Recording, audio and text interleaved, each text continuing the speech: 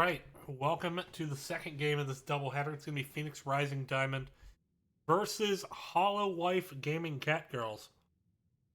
As we're getting set up now for game number one. As this match, taking a look at the standings, is for second place. So, Probius is done. They haven't they have not they don't have any more games left to play. Whoops. See me. So right now, looking at it, Phoenix Rising Diamond, Holowife Gaming Catgirls are playing for second place. If Holowife Gaming Catgirls wins a single map, they take the 2 seed. No one can catch Deathweb. Far and away, they're 5 points above HGC. Most HGC could do is get to 23, which would still be 2 down. Phoenix Rising Diamond, in order to take the 2 seed, has to 2-0. From there, pending the result of amateur opponents' remaining game, which I believe is against either Bancho or Beyond Gaming. I can't recall which, but likely a 2-0 for them. Amateur opponent could take the 3 seed, especially if PRD drops both maps here. See where that goes. We see the Anna ban. We see the Cassia ban.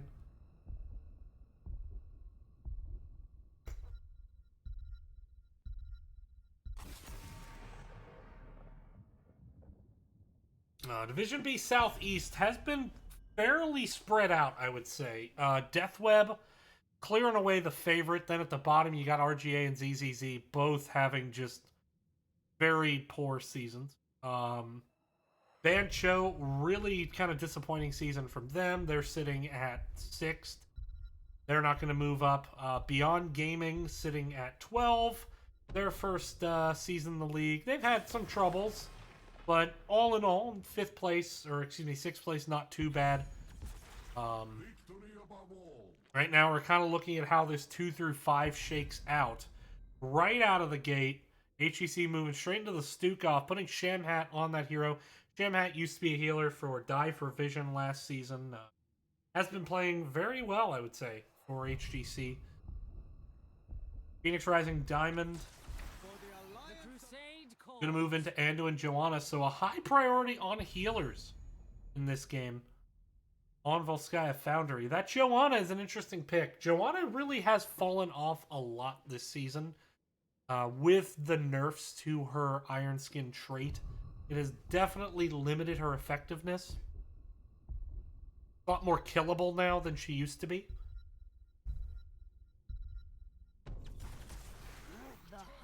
Garrosh Lunara coming in. So you do have Lunara and Stukov with slows to help set up the Garrosh.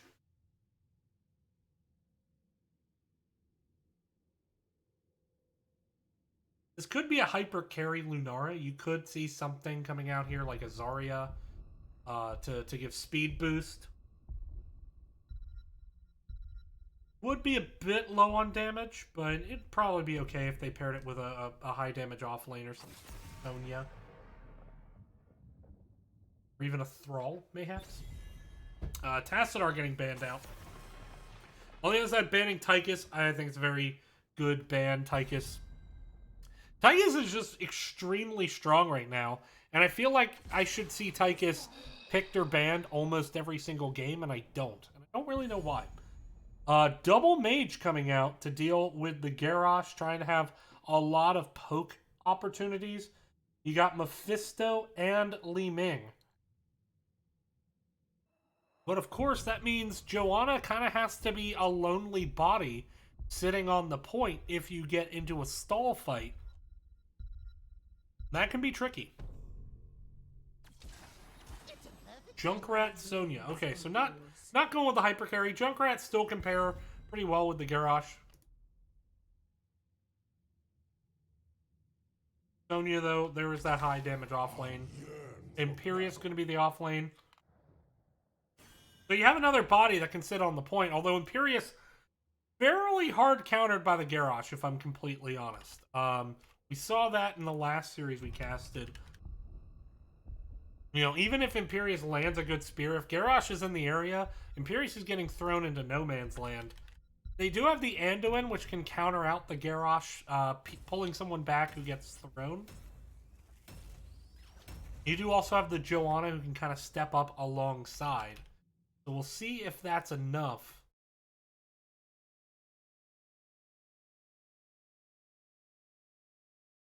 As we step into game number 1 in this series, and I'm trying to stop myself from looking over at any of the various election tickers. I'm kind of trying to just enjoy the moment, so we'll see if I succeed as we jump into game number 1 in this series. On the left side, the challengers, they need a 2-0 to take the 2 seed. Anything less, and their ceiling is a 3, maybe dropping all the way down to a 4 seed. It is Phoenix Rising Diamond. Go ahead and introduce them on the left side. Jogan Misa on the Mephisto, Northern Touch on Joanna. Dropping BB is going to be on Anduin. Automatic Z on Li Ming, and Ryuko. I'll get it right. Ryuko on Imperius. On the right side for HGC, it's going to be Gokwe on Junkrat. They're Noble on Garrosh. Sailor Twift on Lunara. Jam Hat is going to be on Stukov. And Mandarino is going to be in the bottom on the... Mandarino. I don't know which it is, but they're in bottom on Sonya. Pardon me. I've had an allergy cough just all night, and it has been fairly miserable.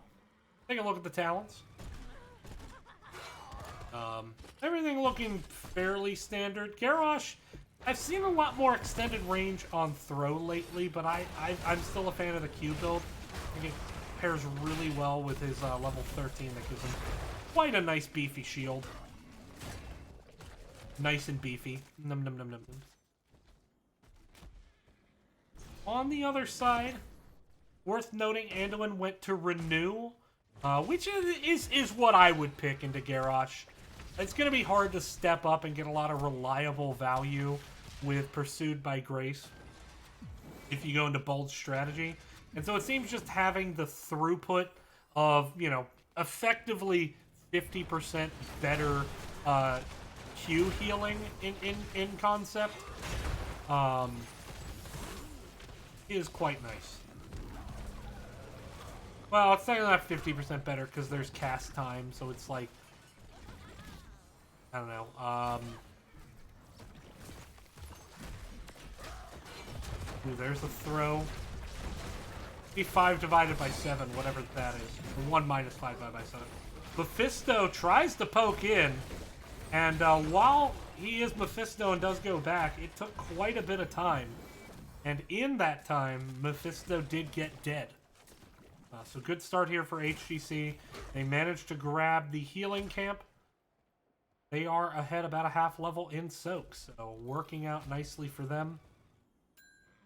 Lunara starting to work onto the siege camp on the other side. Big and Mephisto doing the same.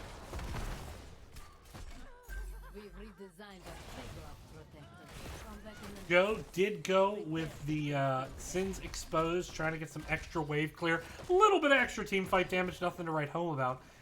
I gotta admit, I'm confused by the Stukov level 4 here. I know that a lot of people right now, Biotic Armor is really the go-to. But against the Mephisto and the Li Ming, I don't know if that's really the pick. It can help, I guess, with the Imperius, but I'd much rather, I think, have kind of the better sustained healing, or maybe even vigorous reuptake. If you want to go into something like Targeted Excision. I just don't think the physical armor is going to get a lot of value here. We'll see if I'm wrong. Enemy's pretty aggressive with this Mephisto, but it seems that the trades are not really working out in their favor right now. Garrosh does have the point, 50% here. There's a throw onto Imperius, and Imperius does go down. They try to get the quick kill. They did not find it. Mephisto gonna stall for as long as they're able, but this point has now turned red again, and it is 2/3 of the way and counting in favor of HGC. Throw there onto Joanna. Not really gonna be able to do too much with that. But Mephisto, stepping up very aggressively. Silence coming down from Sham. Did go with the growing infestation. Interesting, you know, certainly if they're able to get some good CC, maybe a throw onto a Junkrat trap, you got the root follow. That is a lot of silence. And given that there's, you know, 2 mages as the primary damage dealers in this, that gets a lot of value. Ooh, Ryoko does get out. Barely so. Great save there by dropping BB. But this will still be HGC taking this first objective. And that bodes well, as this map can snowball pretty readily. If you win the first objective, you can usually have a Talontier advantage for the second. And so on and so on. Dugov doing the critical size the gate tactic. Doesn't work as well when that's going to expire, of course, after 4 seconds. But still allows Lunar to get some chunk damage down. They are actually just going to pretty much let the Protector tucker itself out. Protector selling out here for the well. You do have Junkrat and Garrosh inside. They do get the well. And actually an engage here on the mid as Joanna, or Sonya rotated up as well as Imperius. Imperius taking a bit of damage, but is going to be okay. Pardon me. HGC now with their level 10s, and this is what we talked about how the map can snowball. Junkrat's actually alone in the Protector, more just, I think, waiting for an opportunity, maybe go up and get that tower if the enemy team gets bored. Timer does run out, however. There's a flip on to the Joanna. Iron Skin, though, is going to enable her to get out, but that will be the medic camp. Once again, looking like it's going to get picked up by HGC. Garrosh can, of course, just throw people away. You got the trap on the ground as well, which can be very difficult to deal with. During that time, though, PRD not letting it go to waste. They do get their turret, and they do get closer to level 10. Managed to keep the gap to about a level, as we see, looks like Durance of Hatred's coming in. We got Falling Sword out of Joanna, Angelic Armaments, Light Bomb, and Disintegrate. There are some people on HGC that I've played with before, and they know my opinions on Falling Sword. I have never liked it. We'll see what happens. I do not like that pick here. You need like, I get that, like, it's the meme of, like, you want to just get onto the back line, you want to get onto the Stukov with it, but, like, you can do the same combo with Bless Shield, and Bless Shield also has other uses besides meme. Like, you can, like, it's a bit more telegraphed, but you can just, like, pop trait, especially if you go Fanaticism at 16. Pop trait, run in, condemn, Bless Shield, Light Bomb, and they're just stunned for days. I mean, yeah, it's a bit easier to execute the Falling Sword Light Bomb to get onto a squishy, but, like, I mean, this is a map where the enemy team has to defend space. You don't have to really dive. It's not like Person Hollow. We'll see if I'm wrong. Presumably, they're gonna have try to have the root follow up with the Imperious Spear. Automatically, you get spot out in that bush. Level 13 on the horizon. There's the Light Bomb. They get onto Lunara, and that is pretty much it. Healing totems are down. Dugov trying to keep the heals out. Cernoble's actually a bit low. There's the taunt. Looks like they're gonna go for the Joe, and they do. And yeah, I mean, they got Lunara with the combo, but then what? Like, Garrosh just steps up and taunts the rest of the enemy team as Stukov silences them, and oh look, they accomplish nothing. I'll let it go. But yeah, I don't know.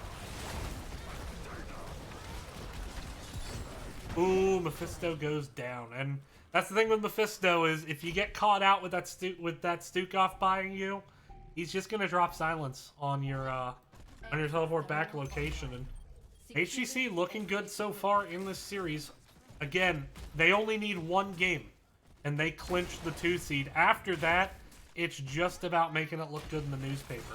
As at that point, you know, they can kind of roll with it, do anything they want really in game 2. But all that hinges on winning game 1, and there have been comebacks on this map before. HGC now gets their 3rd healing camp. Yokoi always been a good shot caller on this map specifically.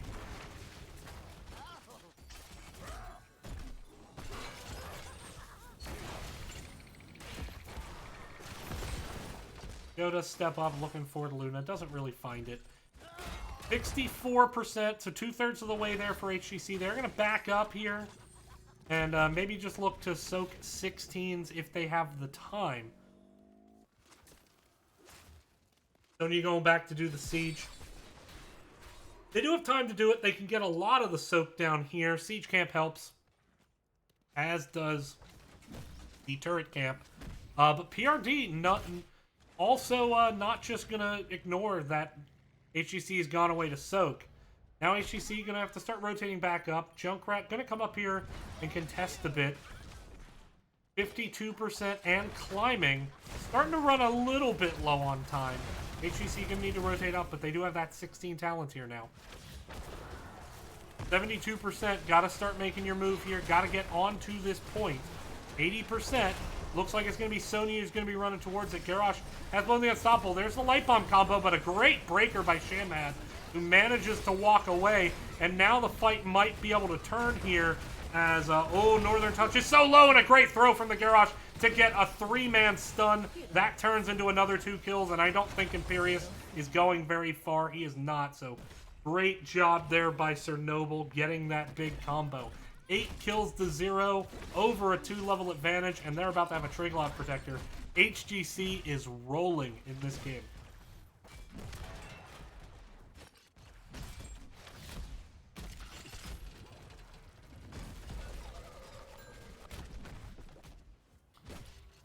There's the Protector coming down. Sir Noble going to hop in. Meanwhile, Luna has been pushing the mid, has secured the mid fort. So, a little bit of an option here. You could run it down top or go for just getting all 3 forts, getting the cata pressure, getting a passive XP, getting control for the next objective. And it looks like that's what HGC wants to do, as they are going to start running this up bot. Need to be careful of the Imperius Spear, and as I say that, Sailor Twift finds out why, and that was probably not the best death to have there. Not going to be too horrible, I don't think, but it is certainly going to be in a pretty big disengage here. You can't potentially push up Keep Wall with this objective now. That Imperious Spear hitbox, it is very, very hard to kind of predict what it's going to look like.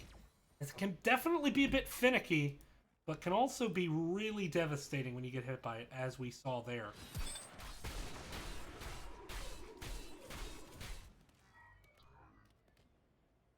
Dukov did choose to go into Super Strain. Right choice here.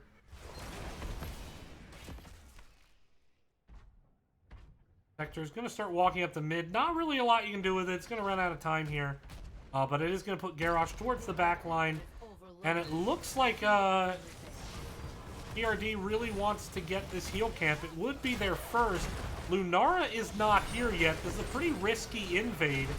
Garrosh moves on to the point. But Shogun Issa did look like... No! Was the healing totem grabbed by Garrosh? I think it was. No, it was grabbed by Joanna there. But now the chase is on. Find another 3 kills here. Well done by the members of HGC. And now they can start to look to run it in bot. They're going to take a turret first. Let's see if they go for keeps after this. Might be wanting to push up mid. They do already have a catapult there.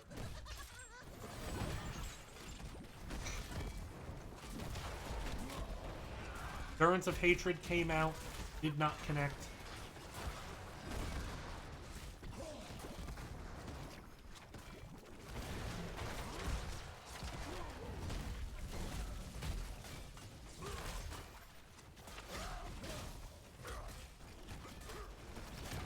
Are they going to get this? 5 people are back alive. They're going in for the light bomb with the Mephisto, and there's the falling sword, and Dukov gets picked off, and I don't know if Sir Noble's going to get out of this one.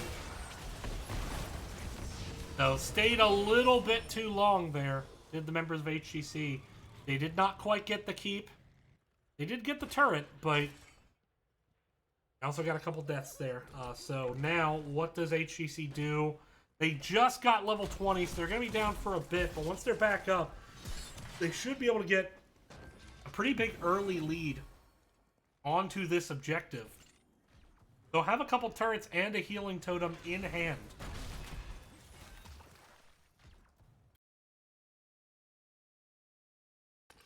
Excuse me. Any views on the sidewall to get out? You can. I don't know if you can leaping strike structures, but I think you can.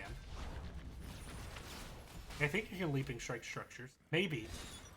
But I mean, the Imperious blow up was absolute in that particular situation you're talking about, Ektar.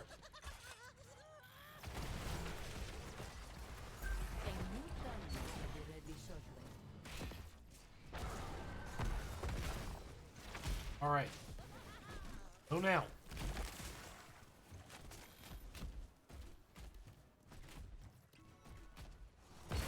HEC 5 alive. They have the 20 advantage. The objective will be up in 8 seconds, but it looks like they want to fight. They find the stun onto Joe. Mephisto goes back in, hits the Endurance of Hate, grabs a couple. Here comes the combo. Didn't quite get the light bomb with the falling sword, though. And now Shogun Misa is in a world of trouble. Imperious actually now is going to get turned on to. Light bomb still in Anduin's pocket. Did not blow it there to try to look for a counter engage, as they had missed their combo opportunity. So that is a kill onto Imperious. PRD is going to walk away. Nobody yet going for the objective on the side of HEC. They want to get yet another healing totem. That's, I believe, their 4th. Now grabbing turrets here in the bottom. And Shogun Misa, just doing a little scouting, does blink back to safety. Now Luna looking like she's going to move on to this point. Level 20 advantage has disappeared, though. And HEC did not get any channel progress, so they are likely going to have another fight to secure this objective.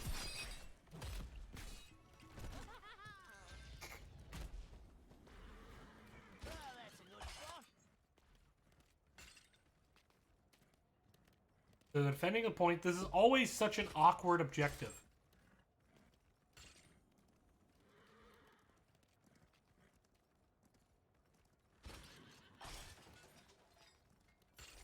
Traps out. Mephisto blinks in, finds one of the traps. Joanna now caught. There's the Iron Skin. Warlord's Challenge only connects onto Garrosh, and Lunara way in the back line trying to trade with Li Ming and did not actually get it as the shield comes in, but the poison damage may still secure the kill onto Li Ming. It does, and Imperious goes down as well, as does Joanna. And even if Shogun Misa is able to get away, which is not going to happen now, HGC should be able to just walk it down and end this game. And that will secure them the 2 seed as they go to run it down mid lane. As they will now, even if they lose this series, will be at 21 points. The maximum PRD can reach is 20. Maximum that amateur opponents can reach is, I believe, also 20. And so as such, even without looking at tiebreakers, this secures that placement. So there we go. Phoenix Rising Diamond will be your B Southeast 2 seed. They get the path the farthest away from Death Web, though they will have to meet them eventually. And now for Phoenix Rising Diamond, their goal is going to be to try to secure that 3 seed. A 2-1 victory here would be very, very helpful. But I think they would also then need amateur opponents to drop a map, if I recall. In either case, amateur opponents likely to get the 3 seed. I think if amateur opponents 3-0s because of head-to-head, or 2-0s if because of head-to-head, they will get the 3 seed over Phoenix Rising Diamond. But we'll see what happens as we get set up for game number 2. We'll be right back. Stay tuned, everyone, and thank you for watching.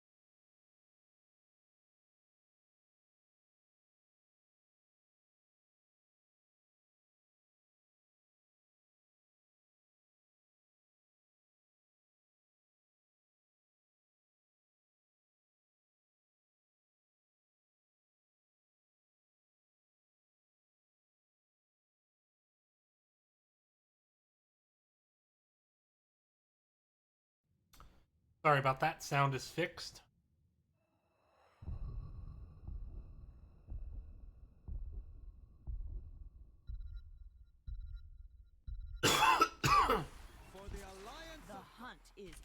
There's Anduin and Lunara coming in.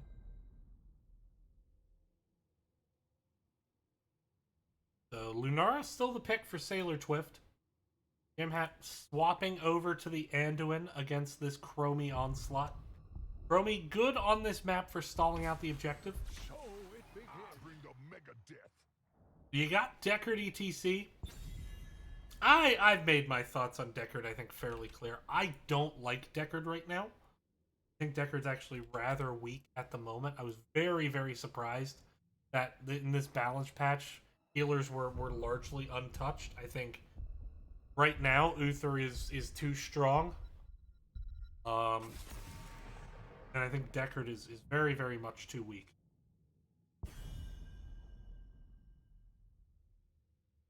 And I don't think what Deckard needs is a revert of the Ruby changes. What I think Deckard needs is actually just more potion healing. Or just buff his other level 4 talents that aren't Ruby, and I think that would help a lot. When Deckard got his potion cooldown nerfed, he never got a buff to his talents to compensate. And so when the potions had a 33% longer cooldown, that's effectively a 25% nerf to the value that you can get off the potion talents. And they imagine if Blizzard nerfed a talent 25% with no other changes, that talent would probably be pretty bad, right? That's what happened with Deckard. And his other talents have never been buffed since. And that was after they were nerfed repeatedly. So, that's my story about why Deckard is bad, and no one should play him. On the other hand, we have a Sergeant Hammer comp coming out. So, I haven't actually seen Sergeant Hammer in a while. I think other ranged assassins have passed them. There was a period where Sergeant Hammer was just a generally very good ranged assassin. I think that is passed. Then again, we have a Asmodan on the other side, so we're kind of memeing. Okay, so this is like every Silver League game I have ever played on the map right now. I was forced to pick healer, which I'm a healer anyway, not a big deal. But this is every Silver League game I played. Yeah, it's just like his level 4 talents have just repeatedly been nerfed. Here's the thing. I think Ruby could have survived a 50% nerfed if they nerfed the right 50%. And here's what I mean by that.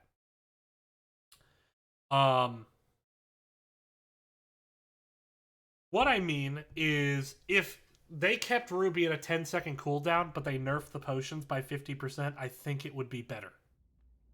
Than what they did do. I think the problem with Ruby primarily was the potions were healing too much. But then again, like Deckard Ruby made Deckard viable. It didn't make him great, in my opinion. It made him oppressive on some maps, though. This wasn't really one of them in my mind, but we'll see if I'm wrong as we go to introduce the teams on the left side. Shogun Misa on Hammer, Northern Touch on ETC, dropping BB on Deckard. Automatic Z on Chromie and Ryuko. Yeah, that's what I mean on the Sonya. On the other side, we have Gokwe on the Asmodan. Got Sir Noble on May. Sailor Twift on Lunara. Shamhat is going to be on Anduin. And in the bottom, it is Mandarino on Gazlo. And Hammer's just going to start sieging up right away. Yeah, the problem was the mini potions still heal like 90% or 93% what the big potions heal. And that's stupid. And so, like, you can still throw an Ancestral on the ground for every person you hit. Ooh, Sir Noble in a little bit of a sticky spot there. Gonna be able to just Ice Block to heal up. But you do have ETC dealing with Asmo. Not really the best matchup. Take a look at the level 1s. Asmo did go into Greed. So gonna be trying to get stacked quickly. Focusing on that. Should note that the increased range to all shall burn kinda, more about just trying to stack quickly. But like that's the problem with Ruby now, is it's just like you either give way too much value or you get zero value, and there's no in between. And the problem before was you could do that every 10 seconds, and you could just do it on W cooldown, and you'd be fine. Like, it took no thought. I think if they stabilized out the talent, it would be better. But then again, the biggest problem with Deckard is not Ruby. The biggest problem with Deckard is his other level 4 talents are dog shit. I mean, they are atrociously bad right now. And especially Shielding Potion is high skill, and they just kept nerfing it over and over and over. Where now it's like, even if you get value with it, you don't get as much value as you do with, like, Regen Potion in a lot of situations.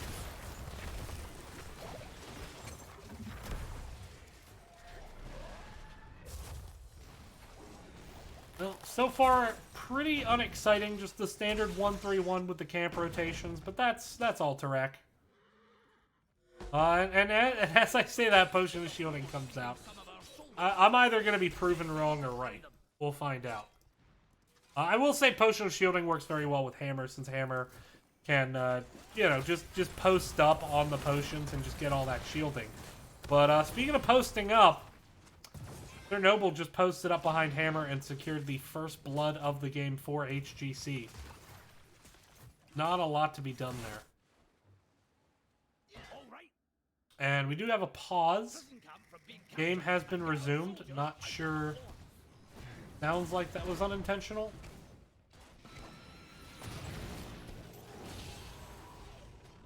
Not sure what happened there. In either case,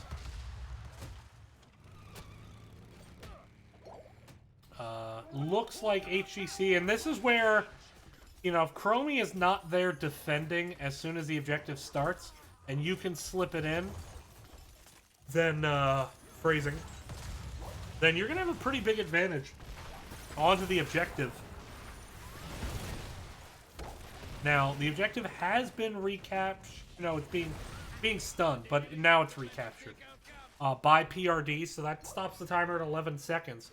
They do have a chance now for Chromie to be able to post up and defend this. They have Hammer defending at the moment. But once again, here comes the stun. Unstoppable use, though, by Hammer.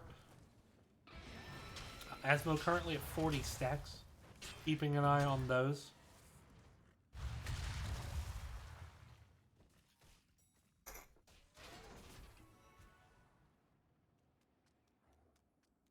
Meanwhile, both teams going to rotate into their camps. You got Sonya, you got Gazlo, and Luna.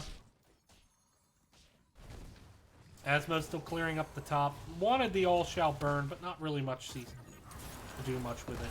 Can at least get some chunk damage here, though.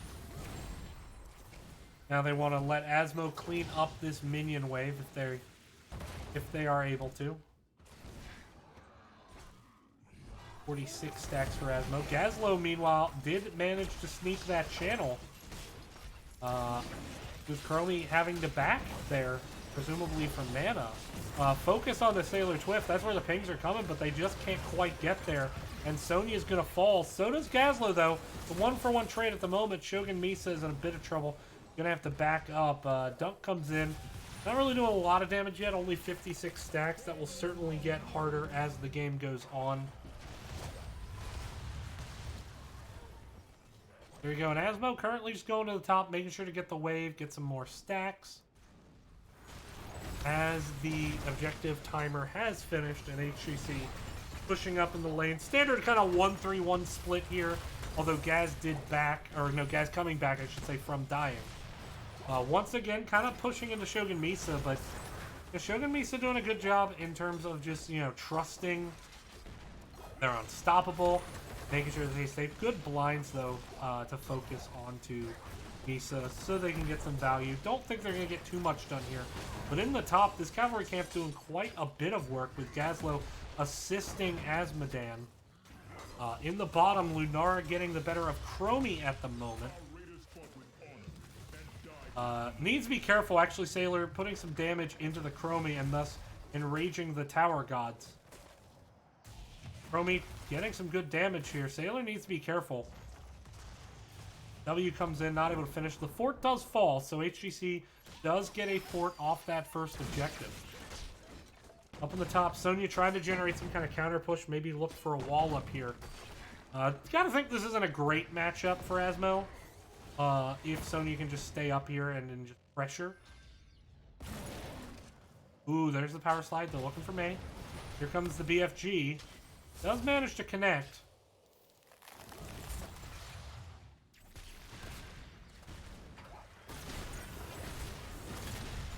There's the stun once again, but the unstoppable by Shogun Misa, using that ability well.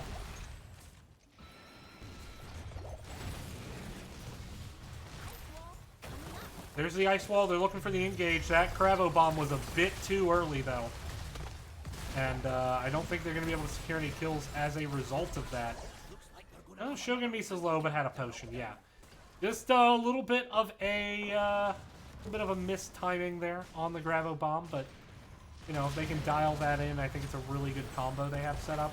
Interesting they didn't go with the Avalanche, though, to try to put the hammer out of position.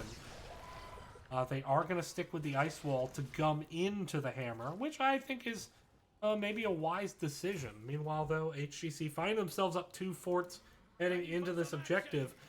Barely up in XP, though, and it's even on kills. So all of that advantage, a lot of it coming off some better macro play. But really, that first objective just helping them out considerably. Jamhat tries to force the channel. Should have broken the channel earlier. Ooh, Chernobyl gonna have to back up here. Ice block available. Ice block does get used. Some good turnaround damage is gonna force out the front line of ETC and Sonya. There's the Gravo bomb. The Unstoppable comes in, and they manage to find Sergeant Hammer.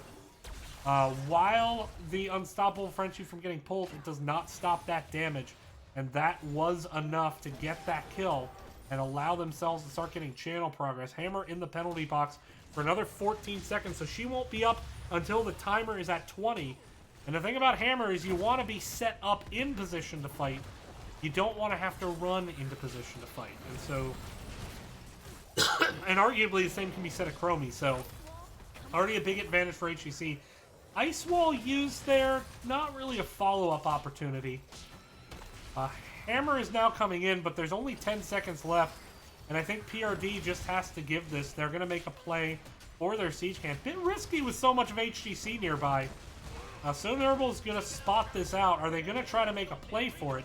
Flowing Sands is there. Does manage to get capped. There's the big power slide in. Unstoppable use actually turning into a nice body block, and it's ETC going to pay for it with this power slide. Rest of the team did not follow up in that ice block, serving as a wonderful body block. And now with a minion wave already here, they're going to push up, try to soften up this lane, and maybe look for the keep here in the bottom with the cavalry gets here. Here comes Asmo in the mid, trying to help get some push. Is pushing against that Firebat camp. Here come the members of HGC. Thank you for the raid, by the way.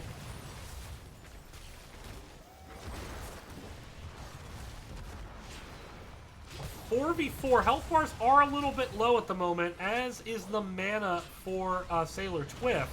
Sailor Twift actually taking quite a bit of poke from the Chromie.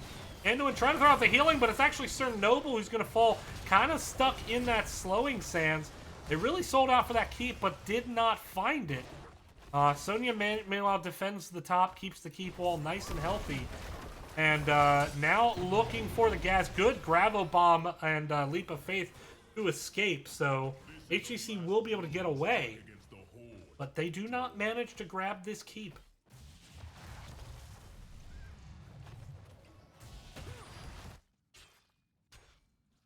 ATC now pushing up the bottom. Luna gonna throw a wisp down towards this bottom. Keep an eye on that boss.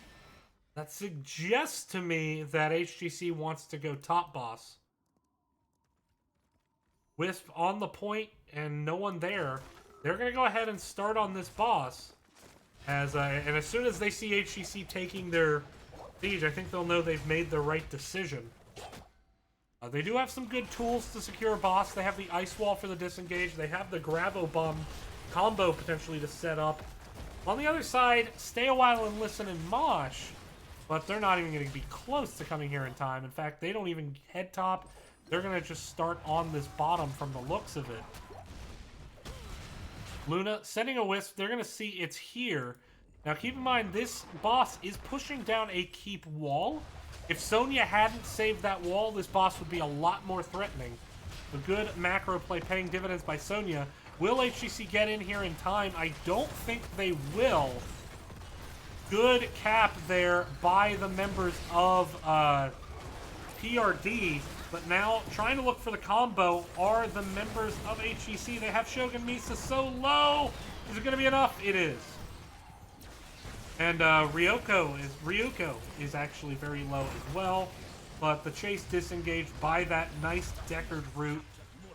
Boss Top has almost polished off this wall, but look at how much HP it caught. If this wall wasn't there, this keep would be going down, but instead, Keith's maybe going to take a bit of poke or a bit of chunk damage, but not much.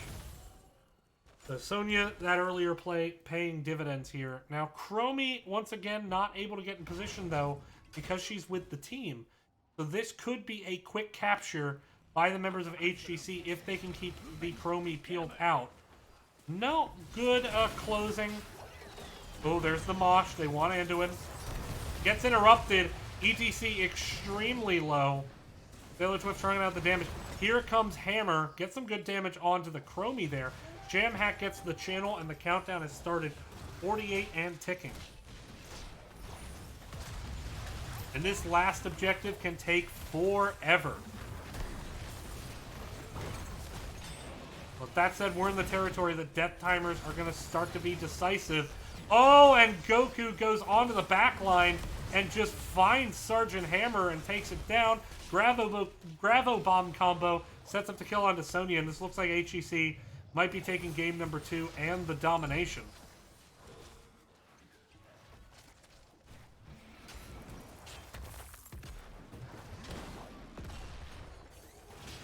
And Asmo has hit that magic 200 marker on his globe. That's going to be quite useful. Obviously, the big thing you're looking at there, of course, is the damage. More so than the all shall burn.